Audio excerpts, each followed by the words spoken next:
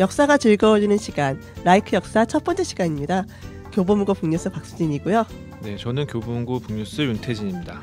예, 저희가 요즘 역사가 되게 핫한 이슈라서 역사에 관한 이야기를 좀 재미있게 풀어보는 팟캐스트 방송을 준비하려고 했어요. 근데 저희끼리 얘기하면 아무래도 너무 미천이 드러나기 때문에 역사 얘기를 같이 해주실 선생님 한번 모셔서요. 앞으로 계속 역사에 대한 이야기를 계속 나눠볼 예정입니다. 라이크 역사 함께 해주시는 박광인 선생님은요. 교과서 밖으로 나온 한국사 외에 다양한 책을 쓰신 저자이기도 하시고요. 답사여행 전문 여행사죠. 여행 이야기 대표이기도 하신데요. 방송에 임하시는 자세, 각오 이런 거 한 말씀 부탁드릴게요. 네, 일단 여러분들과 만나 뵙게 돼서 또 이런 자리를 만들어 주셔서 정말 감사하다는 생각을 하고요. 저는 학교 다닐 때 역사가 정말 재미있었습니다. 많은 분들이 믿지는 못하겠지만 근데 그 재미있는 역사를 여러분들한테 조금이라도 더 전해드릴 수 있도록, 그래서 제가 느꼈던 그 재미를 다른 분들도 느끼셨으면 하는 바람으로 이 프로그램을 진행하도록 하겠습니다. 우선은 근현대, 한국 근현대사를 중심으로 너무 통사적으로 가면 재미가 없으니까요. 한국 현대사에서 중심이 됐던 사건들이 벌어진 장소에 얽힌 이야기들, 그리고 관련된 인물들 같이 여러 가지 얘기를 같이 나눠볼 예정이에요. 그 답사한 장소와 함께 책들을 몇 권 선정을 했습니다. 정말 어마어마한 프로그램 아니에요? 여행이 있고요. 문학작품이 있고 역사 이야기가 있고요. 답사가 있어요. 네. 그러니까 저희가 첫 번째로 역사적인 장소를 선택한 곳은 운영궁이고요. 네, 운영궁을 조사하다 보니까 명성황후도 나왔고 고종도 나왔고 가장 중요한 인물인 흥선대원군도 나왔고, 네, 이제 이 인물에 대해서 오늘 좀 자세히 얘기할 예정입니다. 일단 운현궁 하면은 흥선대원군은 먼저 얘기해야 될 것 같은데요. 네네. 흥선대원군의 사저로 많이 알려져 있죠. 지금도 뭐 관광객들이 많이 볼 수 있는 장소기도 하고요. 근대 역사 인물 가운데 논란이 많은 인물들이 참 많은데, 아마 그 논란의 첫 어떤 시작을 했던 인물을 꼽으라 그러면은 아마 흥선대원군을 꼽을 수 있을 겁니다. 그래서 잘 아시겠지만 흥선대원군은 자신의 아들을 왕 위에 놓고 자기가 직접 한 10년 동안 정치를 했던 인물이죠. 그런데 그 정치했던 평가 속에서 그러니까 국내 그다음에 대외 이 두 정책을 일관되게 처리를 했던 인물인데, 그 두 가지 정책에 대해서 찬반 양론이 지금까지 일고 있는 인물이기도 합니다. 물론 이제 1873년 실각 이후, 그러니까 권력에서 물러난 이후의 역사에 대해서는 잘 알려져 있지 않지만 사실은 이제 그 뒤에도 중요한 역할을 했다는 점에서 흥선대원군의 어떤 사저였던 운영궁을 통해서 한 시대를 바라보는 것들은 꽤 재밌는 어떤 작업이 될 수 있을 것 같다는 생각이 듭니다. 저희가 한번 가봤어요. 운영궁에 먼저요.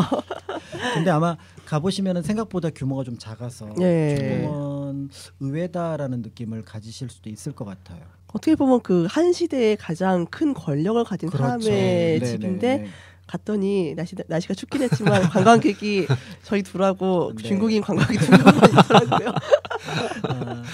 아마 이제 운영궁이라고 하면은 그 처음에 들었을 때는 궁궐이니까 좀 뭐 창덕궁, 경복궁 생각을 하고 갔을 텐데 그런 느낌이 없어서 좀 실망을 했을 것 같고요. 그다음에 이제 또 한편으로는 원래 규모는 지금보다 훨씬 더 컸어요. 창덕궁하고 문을 이었다라고 할 정도의 표현이 있고, 뒤에 이제 지금 덕성여대 평생교육원 있는 공간까지도 사실은 운영궁 영역이었거든요. 근데 이제 그런 공간들이 계속 뭐 분할되거나 아니면 이제 그 매각이 되면서 지금은 그 중에 일부 중요한 공간만, 중심 공간만 남아 있다, 이렇게 보시면 될 것 같습니다. 가보니까 건물이 3개 있더라고요. 네. 1호당, 노안당, 노락당. 근데 약간 건물이 예쁘기도 하고요. 네. 일반 궁이나 이런 거랑 약간 다른 특이한 면도 있었고요. 그렇죠. 아무래도 그 운현궁이라는 이름이 붙기는 했지만 결국은 흥선대원군이 머무는 그 살림집의 모습을 하고 있어요.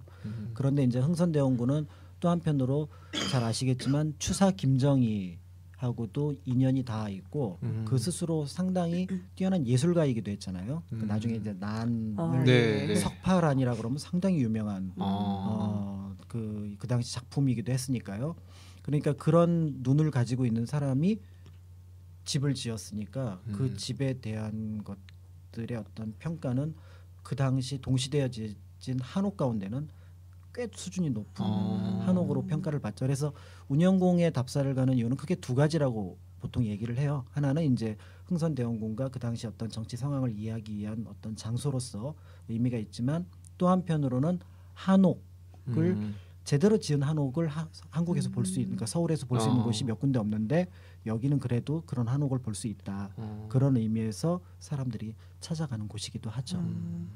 노한당이 가장 중심 건물이었던 것 같은데. 네, 이제 그 건물은 네. 보시면은 사랑채로서 썼다고 하긴 하지만 실제로는 이제 상당히 긴 공간에 많은 사람들을 들어올 수 있게 만들었어요. 그러니까 일종의 집무 시설처럼 활용을 했던 그런 곳이기도 하죠. 거기에 비해서 이제 맨 안쪽에 있는 1호당 같은 경우는 네모난 건물로 되어 있어서 거기는 이제 외부인의 출입이 조금은 이렇게 막혀 있는 그런 공간이었기 때문에 거기서 아마 실제로 그 안주인이랑 이렇게 같이 생활을 하지 않았을까 이런 생각을 하는 거죠.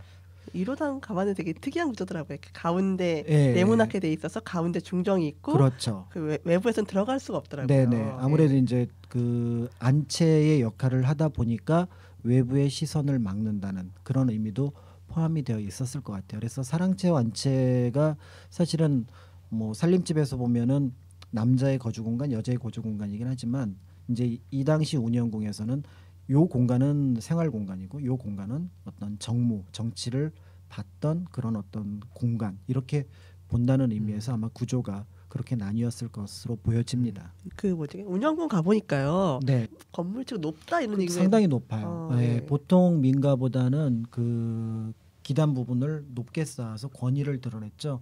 그러니까 보통 밖에서 이제 손님이 오잖아요.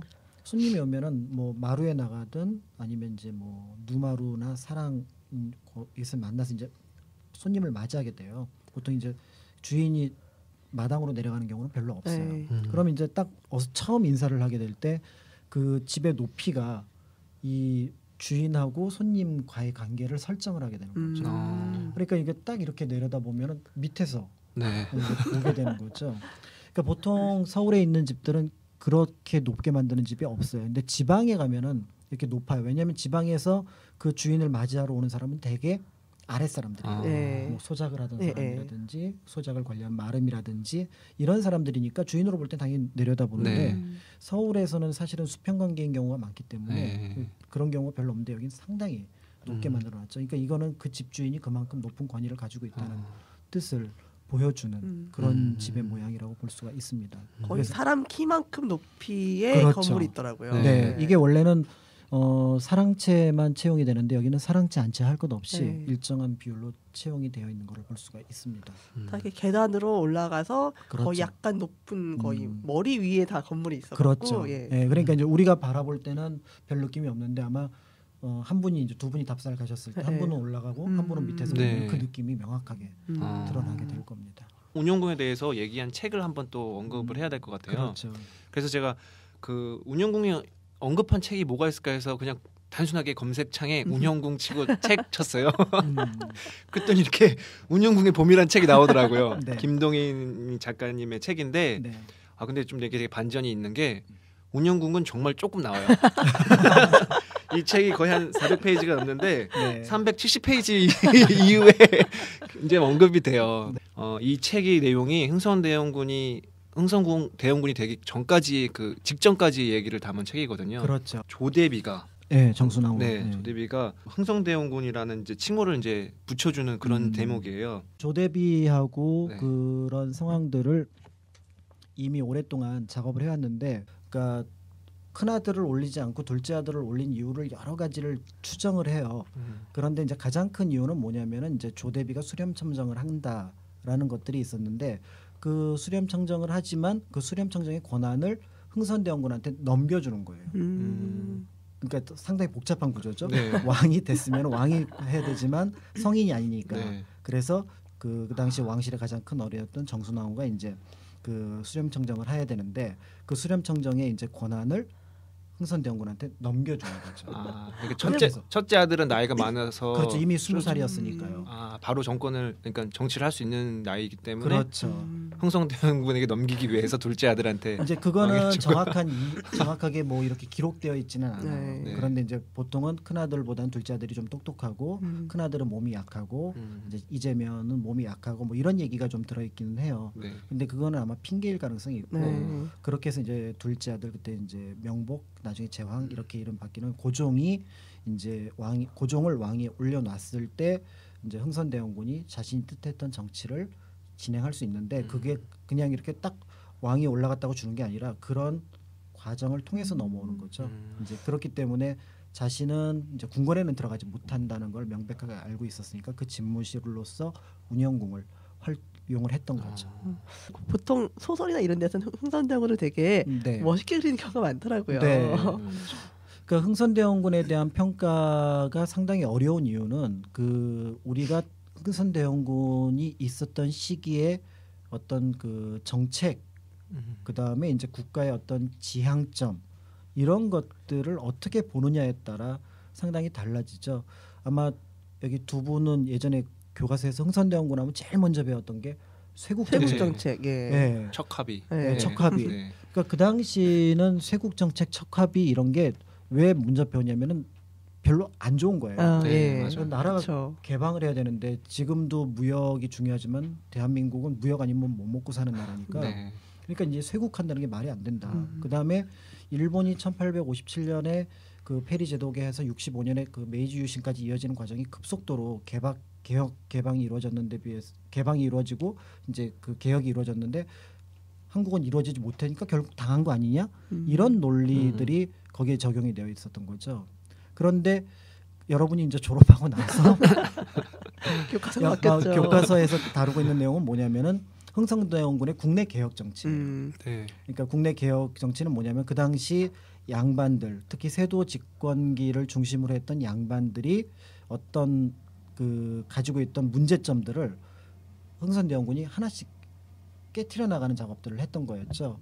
그러니까 이제 국내 개혁 정책과 대외 정책이라는 두 가지 면에서 흥선대원군을 바라볼 때 이 후자에서 보였던 어떤 국내 개혁 정치라는 것들이 상당히 멋진 부분이 많아요. 그러니까 조선이 가지고 있던 문제점들을 조금씩 해결하려고 했던 요소들이 있었기 때문에 이제 그런 거를 이미 이제 운영궁의 봄 같은 경우는 그런 부분들을 바라보니까 흥선대원군을 좀 멋지게 묘사할 수 있는 부분들이 생기는 것들이 있는 거죠. 그런데 이제 문제는 고종이 점점 네. 나이가 들어서 이제 성인이 돼버리게 되면은 이제 흥선대원군은 자연스럽게 그 권력을 넘겨주어야 되는데 그 고종과 그 흥선대원군이 권력을 주고받는 과정이 그렇게 깔끔하지는 않았던 것 같아요. 1873년 정도로 이제 나오는데 깔끔하지 않았기 때문에 그 뒤에도 그 부분이 이제 고종이 주도하는 세력, 그다음에 흥선대원군이 주도하는 세력이 어느 정도까지는 긴장감을 갖고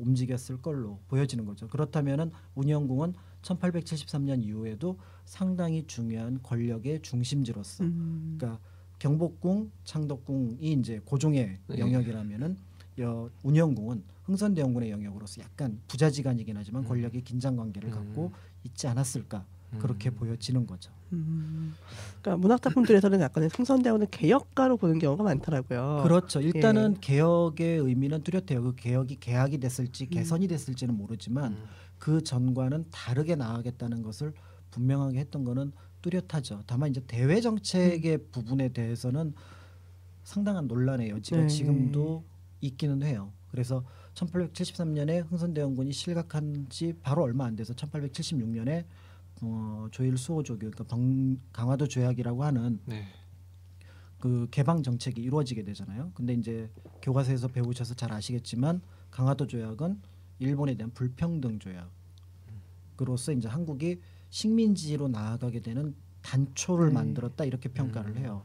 그런데 이제 어쨌든 그 전에는 쇄국이었고 그 이후에는 이제 개방 정책, 그러니까 대외 강경책, 그 다음에 이제 대외에 대해서 조금 우호적인 정책을 쓰게 되면서 이 정책에 흥선대원군이 있냐 없냐가 결정적인 역할을 했기 때문에 이제 그런 부분을 볼 때 흥선대원군의 정책은 잘했니 못했니 라는 평가를 하게 되는 기준점을 만들어내는 역할을 했던 거죠. 근데 상당히 이제 그래서 가장 복잡했던 시기에 살았던 한 인물에 대한 평가이기 때문에 네. 또 권력을 가지고 있었기 때문에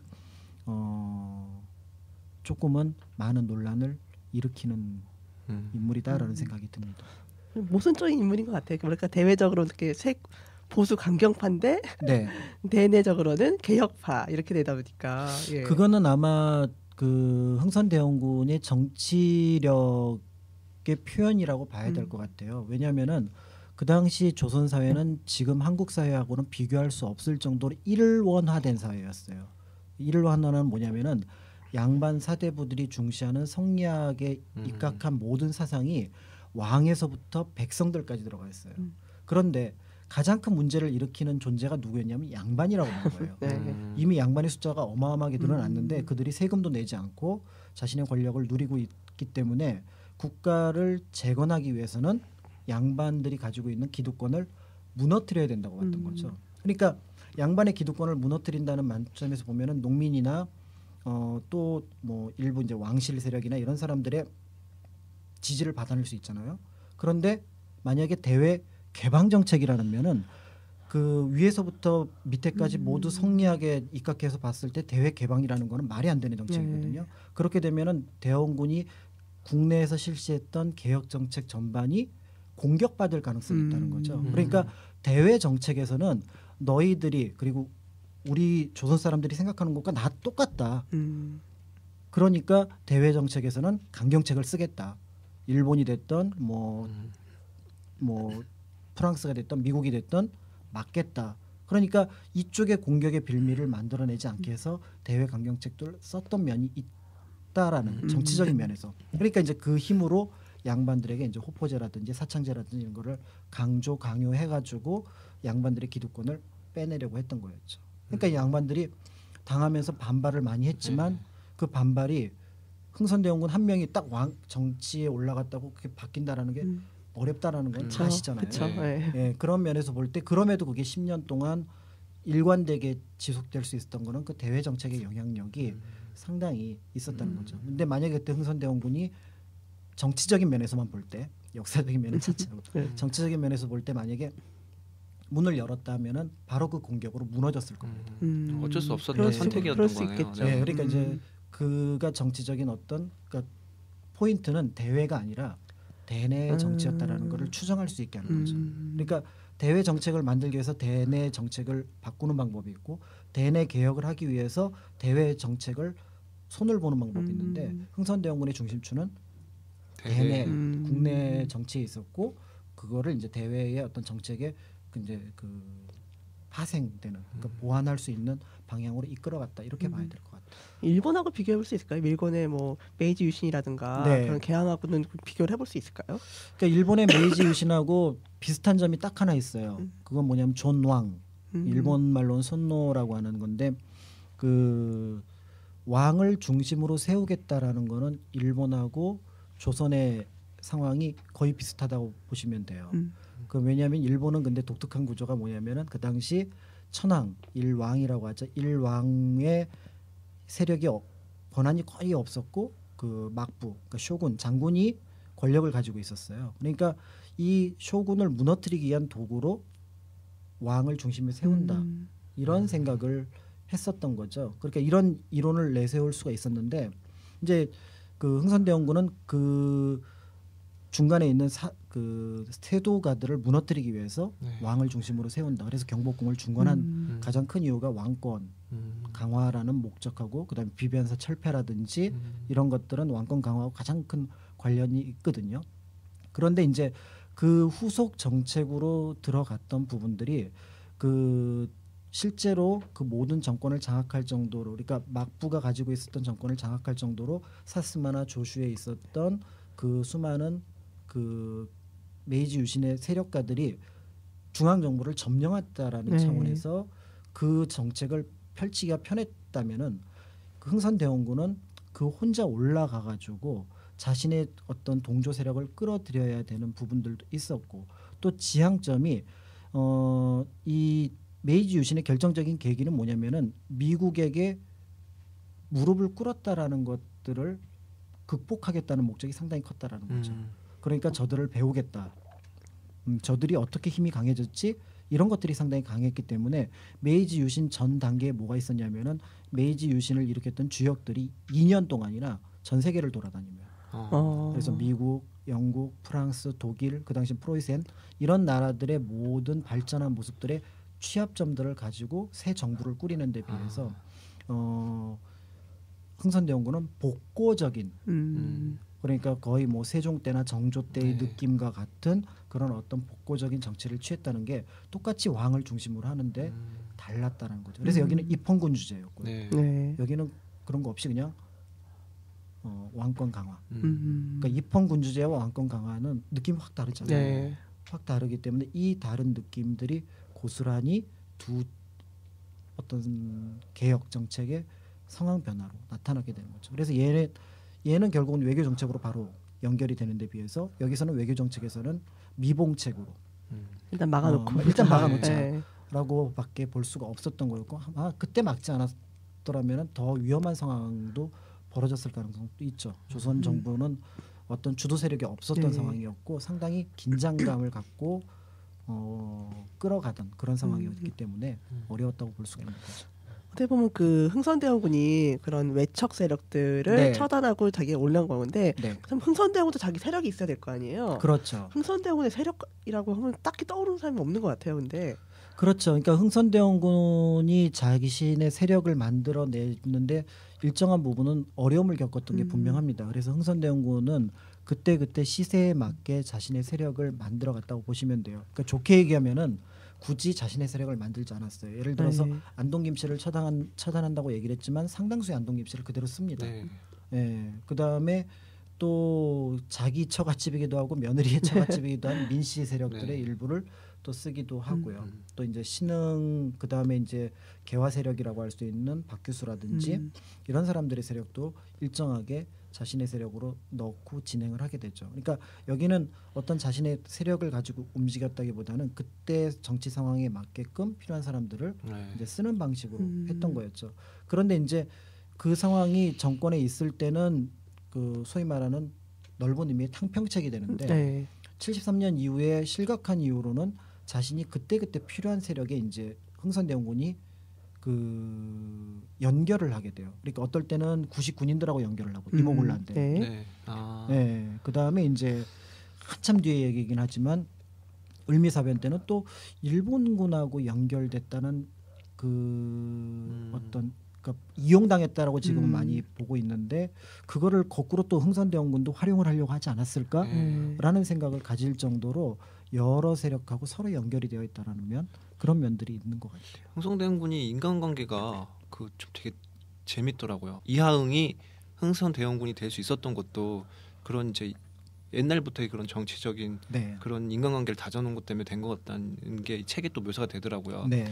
뭐 상갓집 개라는 별명이 붙을 정도로 그렇죠. 그렇게 막무가내로 네. 망나니처럼 살았다고 하더라고요. 네. 근데 그게 원래 그랬던 건 아니고 자기가 그 자기의 그런 야심을 숨기기 위해서 네. 또 이제 제거되지 않기 위해서 일부러 그렇게 하다가 뒤로는 다 물밑 작업을 하고 그리고 갑자기 치고 탁 나왔다고 하는데 그런 거 보면 정말 똑똑한 사람인 것 같아요. 그렇죠. 이제 흥선대원군에 대한 평가 부분에서 이제 제일 어려운 부분이 바로 그 부분이에요. 네. 그 자신의 이제 야망을 이루기 위한 성공담으로서는 특별하게 네. 나무랄 일이 없을 정도로 탁월한 모습을 보여주죠. 네. 예, 뭐 상가집 개라고 불릴 정도로 자신의 몸을 낮춰가지고 네.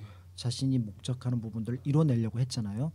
그런데 한편으로는 이제 그 흥선대원군이 맡았던 시기가 우리로 볼 때는 근대화로 넘어가야 될 시기인 거고 또 한편으로 외국과 어떤 방식으로든지 위치 설정을 해야 되는 시기였고 또 국내에서는 어떤 그 기존의 조선의 문제점들 뭐 교과서에서 많이 배우셨던 삼정의 문란 뭐 전정 군정 황곡의 어떤 문란 이런 어떤 세금 제도의 개편을 통해서 백성들의 어떤 생활을 안정시켜야 되는 부분들도 있었고 할 때 흥선대원군의 지향점이 근대 국가는 아니었던 것 같다라는 거죠. 그런데 그 근대 국가로 안 가도 좋았을 시기면은 그 평가가 그대로 이어졌을 텐데 근데 문제는 근대 국가로 가야만 하는 시기였다라는 거죠. 그거를 흥선대원군이 몰랐다고 보기는 어려워요. 왜냐하면은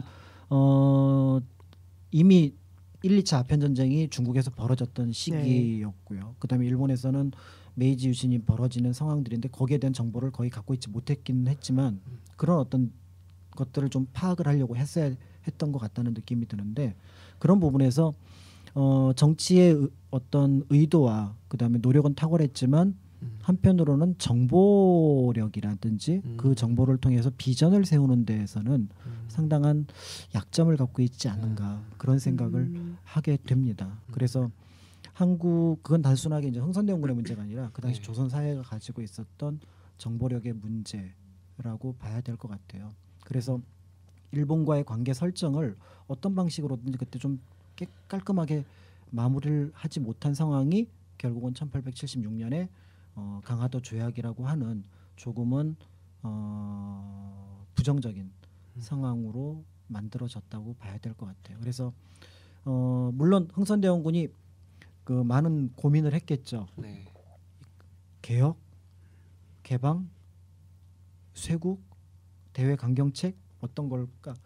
그 고민 속에서 이제 우리도 같이 생각을 해봐야 되는데 제일 안타까운 거는 결국은 우리가 그 고민 속으로 딱 들어가지 못하는 가장 큰 이유는 흥선대원군하고 좀 이렇게 좀 일체화가 돼야 되잖아요.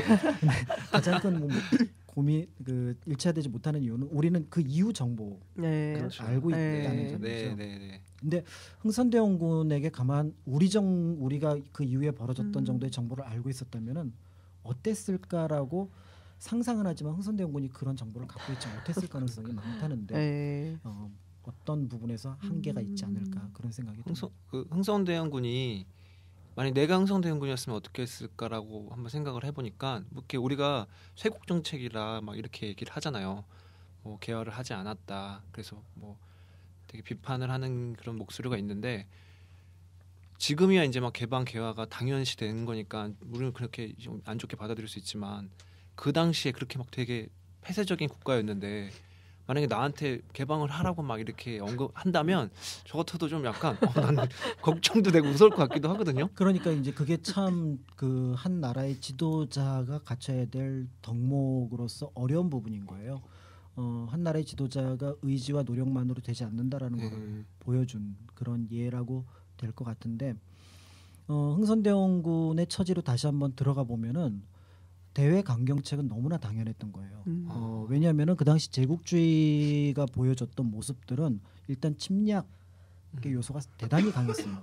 아마 일본의 메이지 유신에 대한 정보가 좀 더 정확했으면은 하는 아쉬움은 있긴 하지만 청나라에 대한 정보는 상당수 갖고 있었을 거라는 거죠. 그런데 그 당시 그 유럽 열강들이 중국에 대해서 보여준 모습은 무조건 일단 대포 먼저 들고 오는 거예요. 물론 대포 전에 몇 가지 요소들이 더 들어옵니다. 천주교가 들어오든 아편이 들어오든 이런 식으로 들어오게 되는데 근데 대포 다음에 뭐냐? 대포 다음에 들어오는 거는 결국은 상품 판매라는 거죠. 근데 농산품과 공산품은 대응이 되지 않아요.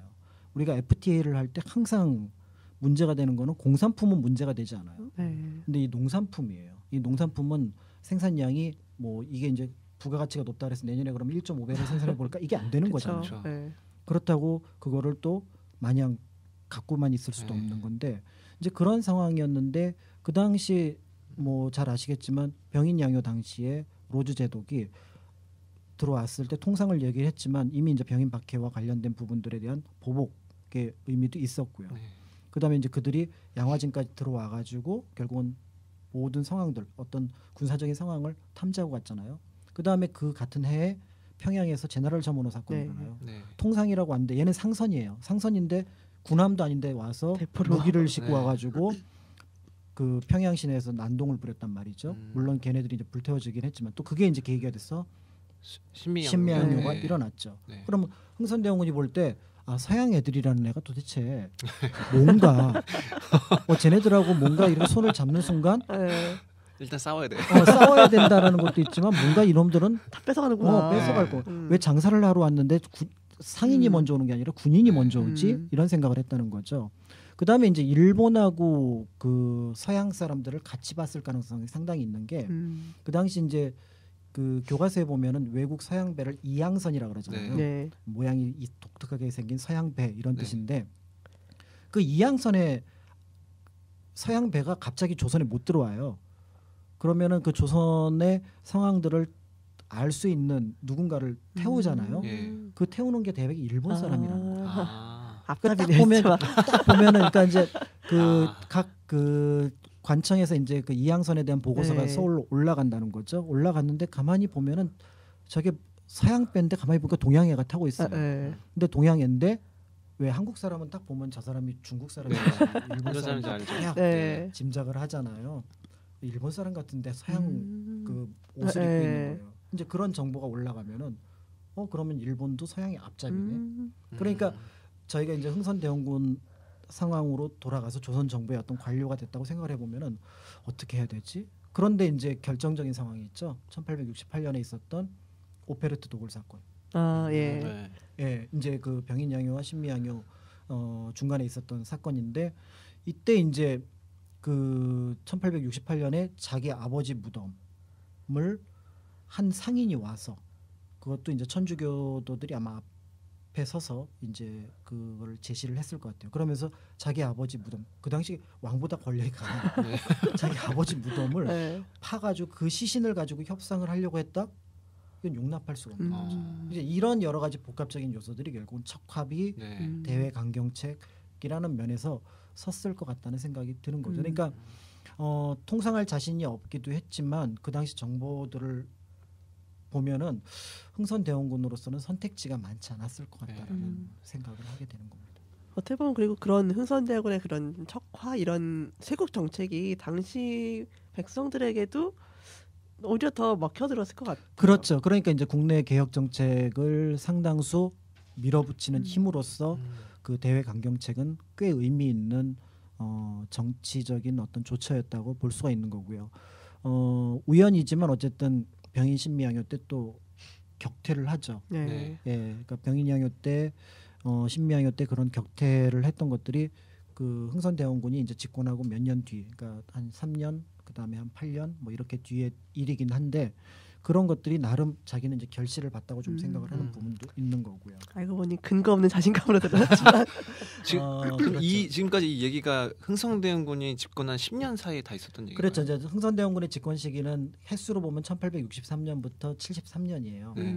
그러니까 이제 1863년부터 이 73년이라는 이 10년이 결국은 지금 이 이야기의 어떤 배경이 되는 상황들인 거죠. 그때 뭐 경복궁도 중건이 되고 네. 그다음에 뭐 당백전, 서원철회, 그다음에 이제 또 아까 말씀드렸던 병인양요 1866년, 68년 오페르트, 1871년 신미양요 뭐 이런 사건들이 이루어지는 거죠. 그러니까 이때의 흐름들이죠. 다사다난했네. 저 같아도 너무 정신없어서 제대로 대응 못했을 것 같아요. 네. 하도 막 원투펀치가 그렇죠. 쏟아더라고요. 더더군다나 그 1800년부터 1863년까지는 조선은 아무 일도 없었어요. 1811년에 홍경래의 난을 제외하고는. 네. 그러니까 그렇게 평화롭게 살아왔던 조선이 이 10년 사이에 웬일이 이렇게 많이 네. 이제 벌어지게 되는지 이제 그런 부분들인 거예요. 그러니까 사실은 준비할 시간에 준비를 제대로 못한 조선으로서는 나름 어쨌든 최선을 다해서 뭔가 대응을 하는 거니까 결국은 평소 예습이 중요한데 막상 이제 시험에 네. 맞닥뜨려서 고군분투하는 그런 모습을 보는 것 같다는 생각이 들기도 합니다. 벌써 운영궁 하나에 대해서 운영궁 딱 예고했는데 우리 선생님께서 2시간 얘기해 주셨어요. 큰일 나겠습니다. 이거 죄송합니다. 마무리 짓지 않으면 큰일 나겠어요. 네, 네. 그래서 일단 오늘 얘기는 여기까지 하는 걸로 하고요. 첫 번째 저희가 시간이었는데 많이 어수선했던 것 같고 많이 부족했던 것 같거든요. 어떠셨어요, 선생님? 저는 어려웠죠. 이 운영궁 하나를 이렇게 오래 얘기할 생각을 못했으니까 다행히 이제 흥선대원군 덕분에 네. 그 조선 시대 가장 어려웠던 어떤 마무리이면서 또 근대로 넘어오는 그 시기에 대한 얘기를 한 번 정도 해볼 수 있다는 점에서 덜 힘들게 넘어갔던 것 같습니다. 네, 저희 라이크 역사는 이렇게 역사 이야기와 장소와 답사와 또 이제 책까지 엮어서 하는 프로그램으로 기획이 돼 있고요. 앞으로도 이런 식으로 진행이 될 예정이니까 많이들 청취해 주시기 부탁드리겠습니다. 네, 저도 이렇게 취재하러 가기 전에 약간 공부하고 가긴 했지만 오늘 이렇게 설명 듣고 가보면은 더 좋을 것 같거든요. 그렇죠. 아무래도 훨씬 더 많은 생각을 하겠죠. 저기서 저 노인네가 앉아서 무슨 생각을 했을까. 그것도 집권하기 전, 집권하고 나서, 집권해서 또 물러나서 그 시기마다 그 고민의 강도나 내용이 달랐을 것 같아요. 그런 걸 생각해 보면서 만약에 내가 그 위치에 있었다면, 그러고 동시에 지금 내 위치도 사실은 다르지 않잖아요. 네. 예전에는 주권이 왕한테 있었지만 지금 주권이 국민한테 있으니까 우리가 주인인 거잖아요. 우리나라의 미래에 대해서 어떻게 고민을 해야 될지 생각해보는 기회가 되지 않을까, 그런 느낌이 들기도 합니다. 예, 다음 시간에는 오늘 미처 못했던 흥선대학원이 실각한 이후에 일어났던 사건들에 대해서 더 본격적으로 다루는 임오군란이 일어난 주요 장소 창덕궁이거든요. 네. 저희가 다음 주에 창덕궁에 가서 또 취재해오고요. 창덕궁에 관한 이야기 그리고 임오군란에 관한 이야기를 같이 나눠보도록 하겠습니다. 네, 고맙습니다. 감사합니다. 감사합니다.